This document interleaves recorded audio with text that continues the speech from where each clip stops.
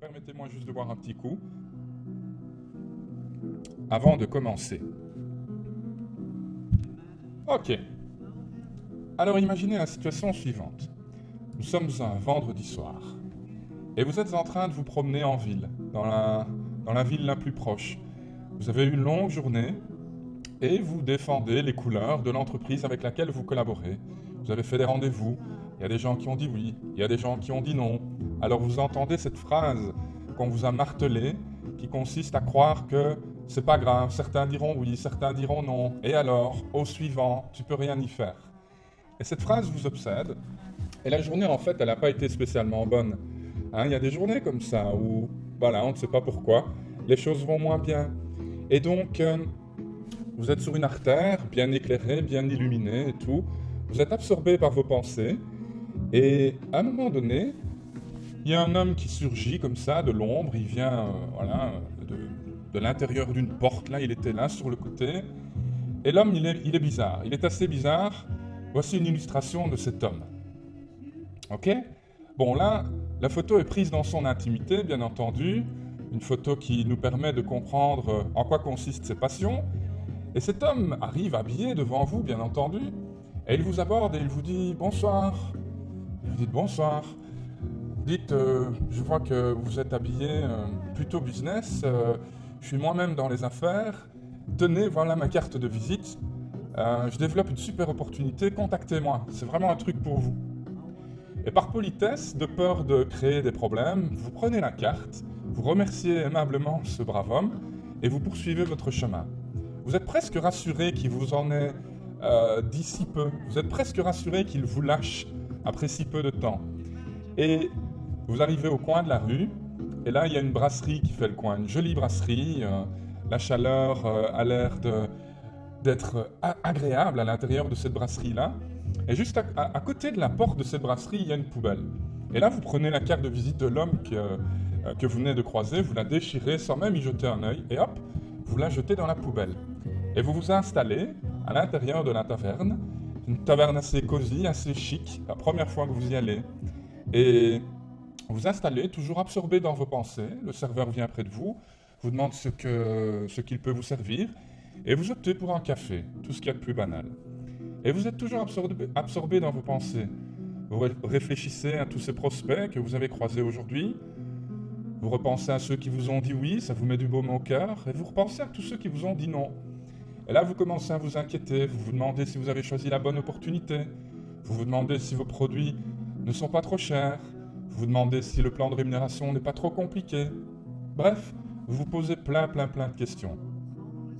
Et vous êtes dans le doute. Et vous vous dites, est-ce que je suis vraiment fait pour ça? Est-ce que moi aussi je peux vraiment réussir dans ce métier? Si je me base sur les résultats d'aujourd'hui, visiblement non. Je suis pas doué pour ça. Il y a quelque chose qui ne va pas? Ouais, mais c'est la mentalité de la région. Les gens sont pas prêts. Moi je suis prêt, mais pas les gens.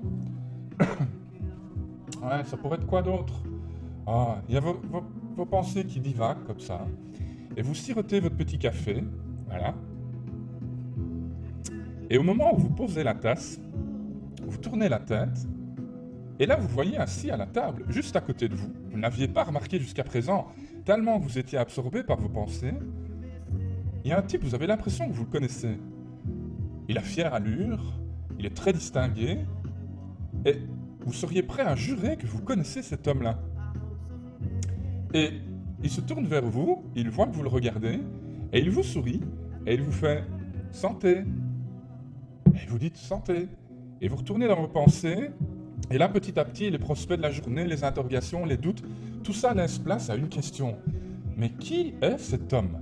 Je suis sûr que je le connais, mais j'arrive pas à mettre un nom sur son visage. Qui est-ce?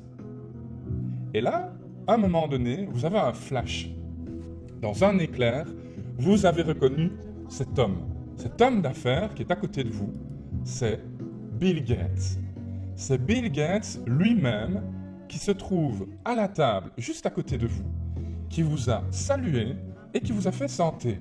Vous n'en revenez pas, vous êtes déjà là en train d'envoyer des textos à vos amis, de dire ouais, tu ne reviendras pas, je suis assis à la table, à la table à côté de Bill Gates, c'est incroyable, je ne sais pas quoi faire, il m'a souri, et vous êtes en train de bouillonner à l'intérieur. Et à un moment donné, pendant que vous êtes en train d'écrire des textos et de réfléchir et de vous dire est-ce que je pourrais lui parler, est-ce que je pourrais lui dire un mot, là il y a le serveur de la brasserie qui vient à nouveau devant vous et qui vous dit monsieur, oui, il y a monsieur à la table à côté qui désire vous offrir un verre, qu'est-ce que vous prenez? Et là vous vous tournez vers Bill Gates et Bill Gates vous fait signe de la tête, vous fait oui. Et vous regardez le serveur, vous dites un café, la même chose. D'accord. Et là, vous envoyez un texto à votre femme, à votre mari, à votre meilleur ami. Vous dites, tu vas pas me croire. Bill Gates vient de m'offrir un café. Je rêve, c'est une caméra cachée. Et là, vous commencez à regarder dans tous les coins de la pièce. Pas moyen d'identifier une caméra, nulle part. Et on vous apporte votre café, et vous êtes là, tout tremblotant, et vous soulevez votre tasse, et vous faites santé à Bill Gates. Et il vous salue à nouveau. Et vous trempez votre lèvre dans le café, il est tellement bouillant, mais vous ne vous en rendez même pas compte, tellement vous êtes pris dans vos pensées. Et vous déposez votre tasse, et vous restez comme ça, prostré, en train de vous demander ce qui vous arrive. Et le temps de relever la tête, il y a Bill Gates qui se tient là, devant vous. Et il vous dit dans un français totalement parfait et sans accent, « Bonsoir monsieur, vous permettez que je m'installe avec vous ?» Et là, vous dites, ça alors, oui, bien sûr, installez-vous, vous êtes bien Bill Gates? Et là, il vous dit, oui, absolument, c'est moi. Il tire la chaise et il s'installe. Et il vous demande qui vous êtes, ce que vous faites là. Il vous dit, tiens, vous avez l'air d'être dans les affaires, vous êtes habillé avec une tenue plutôt business. Que faites-vous? Parlez-moi un peu de vous.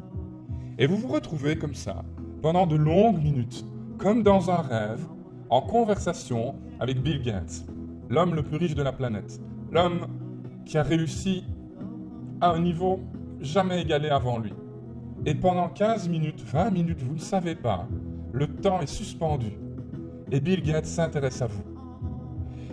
Et vous n'avez pas le temps de réaliser qu'à un moment donné, il se lève, il va dans la poche intérieure de sa veste, il tire une carte de visite, il vous la remet, et il vous dit, voilà, il y a mes coordonnées personnelles sur cette carte, recontactez-moi.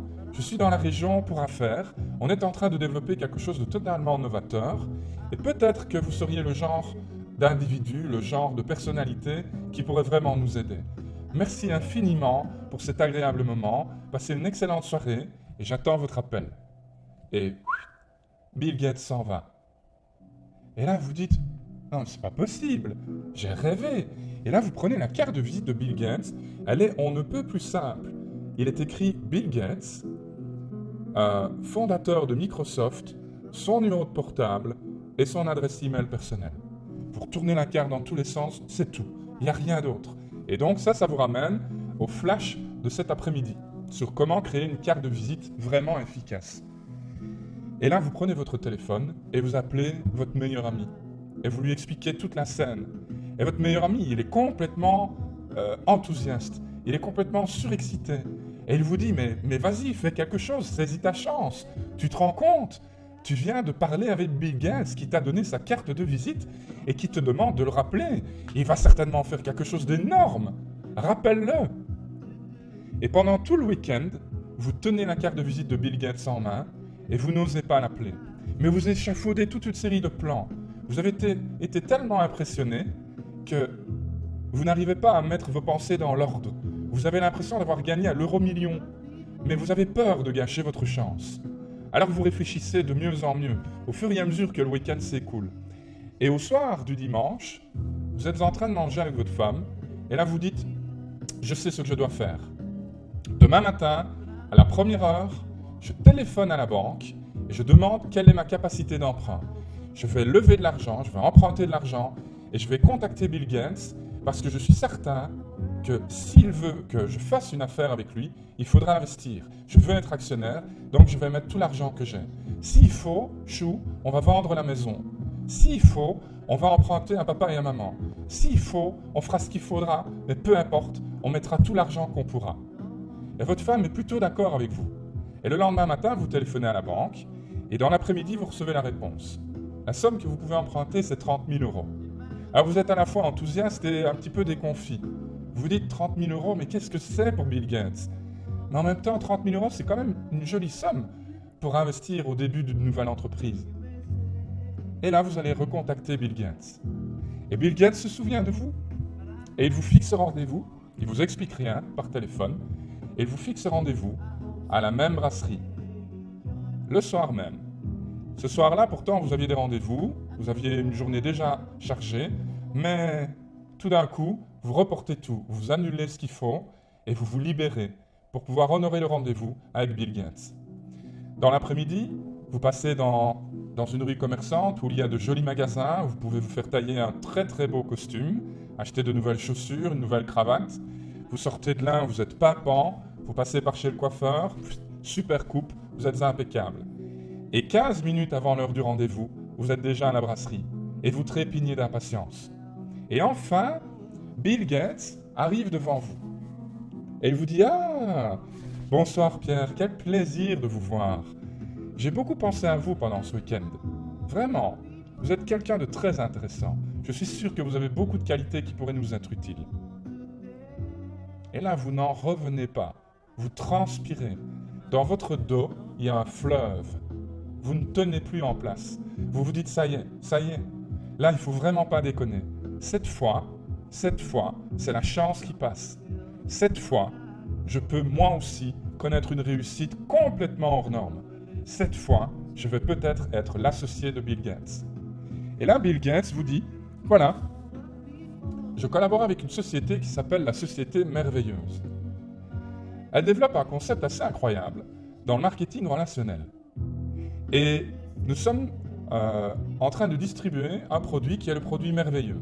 C'est une crème de soin visage en une seule application, toutes les rides disparaissent et ensuite il suffit d'appliquer une fois par semaine pour des résultats garantis ad vitam aeternam. Le marché du bien-être est en pleine explosion, la France est un marché à prendre et je voudrais vous convier à une présentation d'affaires demain soir à 19h30 à l'hôtel Marriott. Et là vous dites oui, d'accord. Et le lendemain, la journée est longue, mais vraiment longue.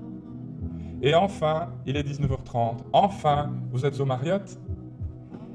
Et il est 20h, la présentation débute, et à côté de vous, il y a un homme, vous êtes quasiment certain de l'avoir déjà vu quelque part.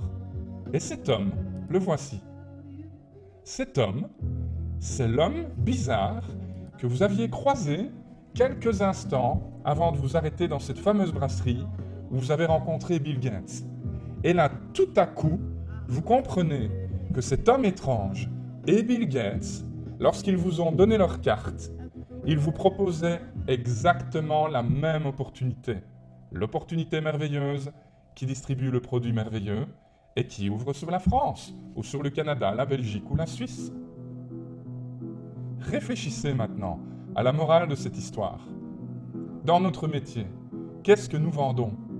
Est-ce que nous vendons l'opportunité merveilleuse ? Est-ce que nous vendons le fondateur de l'entreprise merveilleuse ? Est-ce que nous vendons le produit merveilleux ? Est-ce que nous vendons le plan de commission ? Est-ce que nous vendons les voyages ? Est-ce que nous vendons le programme voiture ? Est-ce que nous vendons la liberté financière ? Qu'est-ce que nous vendons ? Réfléchissez.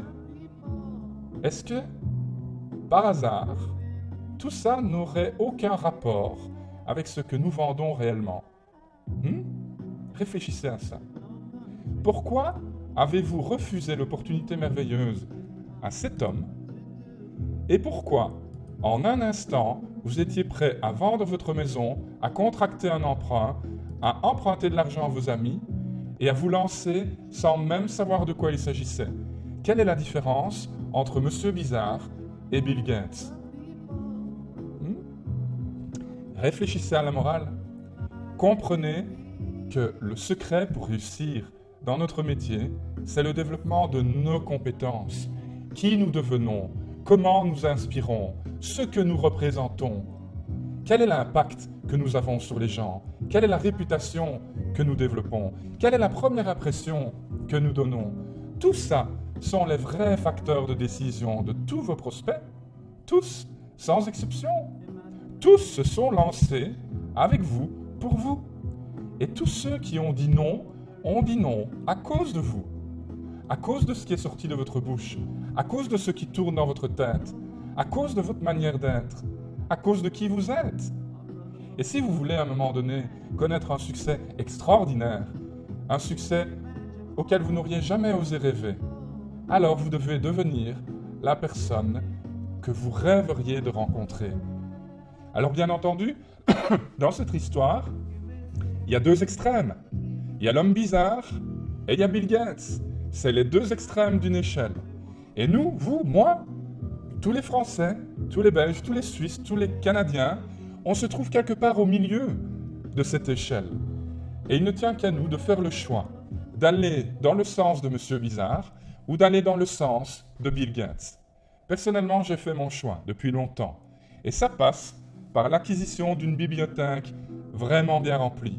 Ça passe par la volonté de m'améliorer. Ça passe par la volonté de repousser les limites. Ça passe par la volonté de toujours faire mieux. Réfléchissez bien à ça. Ça tombe bien, nous sommes arrivés à la fin de l'histoire. Et il y a le petit bouchon qui pleure. Donc je vous laisse, je vous embrasse. Réfléchissez, aimez et partagez cette vidéo un maximum. Elle peut vous aider à réussir non seulement votre carrière dans le marketing relationnel, mais également votre vie. Écoutez, il faut vraiment que j'y aille. Bonne soirée à vous. Bye.